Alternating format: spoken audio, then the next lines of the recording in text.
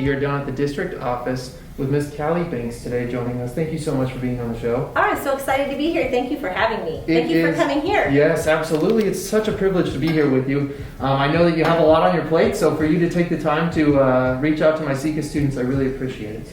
Well, we're trying to get our students back into school, but I'm so excited, and I love Competitive Edge Charter Academy. I think I'm a Grizzly at heart, so. Yeah, well, we love to have people in. So my first question for you then, and all my questions today were based off the IB Learner Profile words. I picked 3 of them that I thought would really help summarize questions and guide our conversation. The first one is being a risk taker. How does your job require you to take risks? So first, I'm just going to say, if you don't mind, and in my personal life, I don't think I'm much of a risk taker. I look both ways before I cross the street. I drive the speed limit. My own children make fun of me and they say, "Mom, just take a risk." But at work, it's a little bit different, and I need to take risks at work because the risks I take are for our students. And so whether that means putting us out there for new programs that we're going to try, maybe it's making Competitive Edge Charter School or giving different options to Competitive Edge. Maybe that's the risk I'm taking, and I'm going to say I'm going to take this risk because it's worth it if it's going to better situations for our students. We take risks when we spend money on things because we never know exactly if they're going to work well, but we take advice from our teachers and from all of our principals and assistant principals and our counselors, and we get things that they need. But it's all worth it no matter what we do because we're taking risks for our students.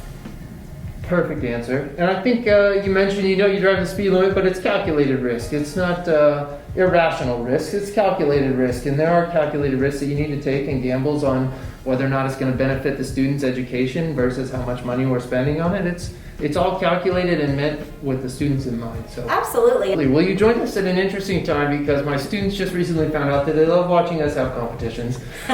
So in the spirit of risk taking, I decided we'd crumple up some paper and we would shoot for a trash can. I was thinking the best of 3 shots. I'm terrible at basketball, so the advantage might be truly in your court here, but let's give it a shot. So since I said I wasn't a risk taker, that would have you brought like a bucket of bugs or something to eat, I would have said no way, but I'm up for this one, so let's do it. All right, let's give it a shot. Okay.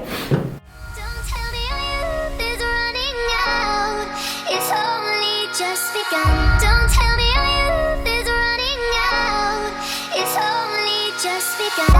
Don't tell me our youth is running out. It's only just begun. Don't tell me our youth is running out. It's only just begun. Don't bring me down. All right, guys, there you have it. That was one lucky win for me. The next question involves our word thinker. And this is kind of a really difficult question to answer, I want to say. But when you think about the future in education in Upaga-Calimesa Joint Unified School District, what changes do you hope to see? Well, I've been thinking about this a lot because even though COVID has been miserable, and we have to wear these masks, smiling at all of you kids, and we've had to stay at home and do distance learning, and we've had to do all of these things that we've never been able to do before, we have persevered.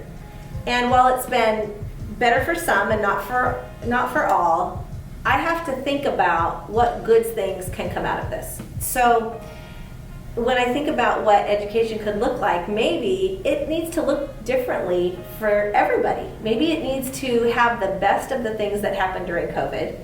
And maybe some people do better. They're less distracted when they're able to learn online. Maybe we need to offer more opportunities for different kinds of ways for students to learn. So when I think through the planning, it starts with really asking the questions. And so asking the questions, and I work directly with Mr. Mead, and asking him to work with all of the teachers on staff at SECA to ask what are the things we need to continue.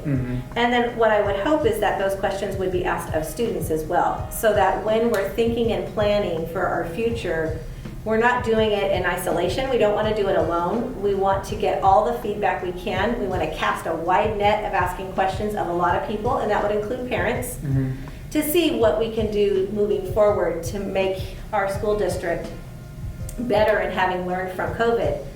In general, I always think that way, and I look at our data, our results. I look at our middle years program and our primary years program, and We get reviewed on those programs to make sure we're successful. And so every year we plan this way, but COVID is a special year because it's something we've never done before.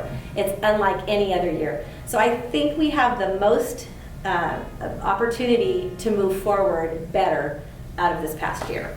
Yeah, absolutely. And I just taught this lesson last week that sometimes instead of just looking forward and thinking, okay, how can we get better? It's really important to look back and see about things that you've done well. So what do you think is something that's been changed here since you've been here that has just been an awesome, productive change for you, Becca? I think it's been great, the use of technology.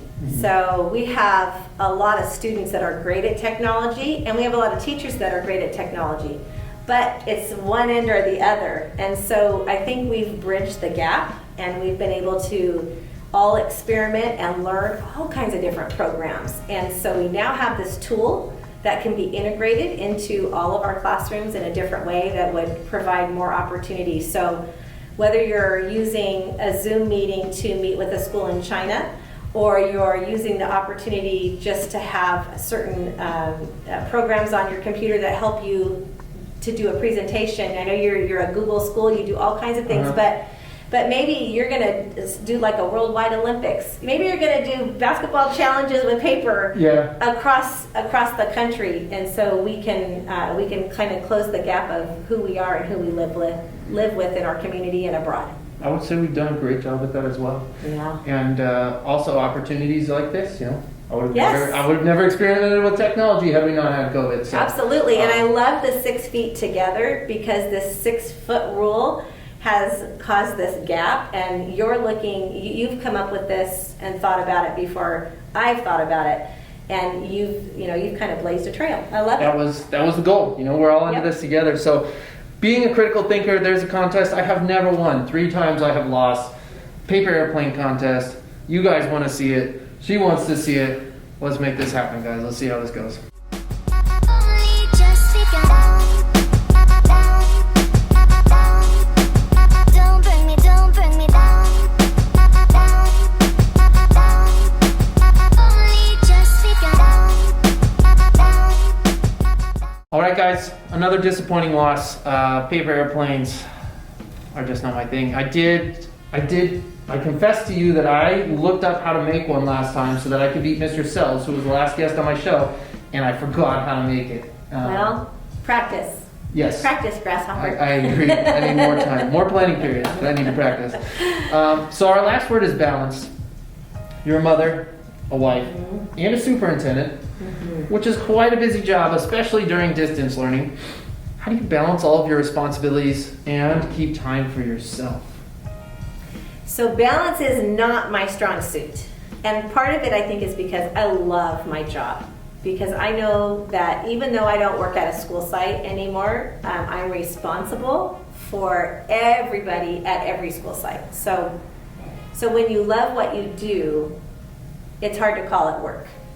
And I get to come to work every day and make decisions that I know help kids, and they help teachers, and they help custodians and secretaries. Even if it's about buying a different kind of vacuum to help the custodians be more expedient and wear a backpack maybe or something. But so that's hard. But you do have to find balance in everything that you do. You really do. It's important, and you need to balance your health. You need to balance your nutrition. You need to balance your activity. We should be doing this standing up. I realize that I don't stand enough, and so I've been in education for 31 years, and I've been a superintendent for 13 years, and I have just probably through COVID figured out a little better balance, and that's because I don't run from place to place now because we have Zoom. So that's something good that I might take away from it. But I know that there are important things in my life, my family. And they need time. Everything needs time. It's like watering a plant. Everybody needs to be watered. And so I try now to make sure I can say that I've watered my plants. So that I've checked in with my daughters, that I've checked in with my husband, that I made sure when I was at work I gave 100% to work and took care of everything that was pressing. I tend to put myself last, and there's a book called Leaders Eat Last, and what they're talking about is making sure everybody's needs are met. But if you look at the military and other models, you see that you have to take care of yourself in order to be your best and do your job. So whether that's going to bed on time or taking some downtime, I try to do that. It's taken me a long time to learn it, and I still love my job, but I really feel healthier inside, and sometimes I ask for help. You can never go wrong if you ask for help, because if you're struggling, it doesn't benefit anybody. Yeah. So it sounds like time management is really the name of the game. You know, it's how much time you spend doing things, and it's hard as a kid because you see adults and you're like, man, they can do whatever they want, whenever they want. And I remember thinking that about my parents. When I'm growing up, I'm gonna stay up till 2:00 in the morning and now I have such a strict schedule that I know at 8:30 I'm going to bed. 4:15 I'm waking up in the morning, going to the gym before work. Work starts at 9. I need to do my lesson planning between 6:30 when I get home and 9. I need to be on the call from 9 to 12:30. I staff meeting. It's like everything kind of falls into place, but if you manage that time and make sure to leave a couple extra hours for yourself, even if you don't have anything planned, but leaving a block every day of an hour or two that you can just gather your own thoughts and do something you want, kind of keeps you motivated throughout the days. It does, and you have to give yourself grace too, because not every day is going to run smoothly. And so when a pressing issue comes up, maybe there's something that a school site has, or we decide that we're in a different tier and we can bring kids back, and that has to take up that time. As long as you give yourself the grace to move through it, and then you pick up those times where you give yourself you drink a lot of water, get some exercise, even if it's just walk around the parking lot. So that's one of the things I started doing on my phone calls. Instead of sitting at my desk like this, I take them on my cell phone and I go walk. It changes your mindset, and I breathe deeply. And when anybody's feeling like they're overwhelmed, breathing is such a simple thing, but it's a great thing to do. You heard it here, guys. We do mindfulness at the end of every day. There you go. So that's awesome to hear. Let's do a balance challenge. I'm going to set 4 paper clips. We'll set one in front, one behind, one on the left, one on the right. And we're going to balance on one foot and see how many paper clips we can pick up. Oh.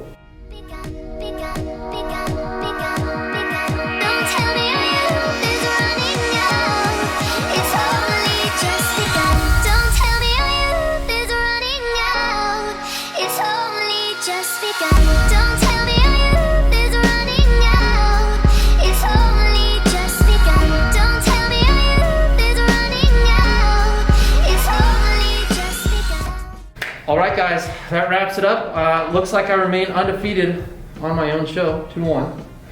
I don't know. My last guest said that they wanted to redo this with three competitions of their choice, and you said something similar. So I mean, we're gonna have to have a day here after COVID's over where all my guests come on and challenge me to their own challenges. Absolutely. It'll be the Challenge Olympics. Exactly. It'll just be the day where I lose everything because everybody brings my worst stuff. It's been an absolute pleasure having you on the show. You had so much knowledge to share with us about being a risk taker, a thinker, and being balanced in life. And I know that my students appreciate you taking the time during your busy schedule. So thank you, really. Well, you are so welcome. And again, I have a heart for Sika. I think the IB profiles are so important. I love that the focus just is for life. It's not just for your education. And so the way you're doing this 6 feet together, it warms my heart. I appreciate it so much. You guys don't know how lucky you are to have him as your teacher. You are very blessed, and so I appreciate the time. And thanks for visiting me. We don't get visitors here very much anymore. So absolutely. Well, we look forward to having you visit us at Sika and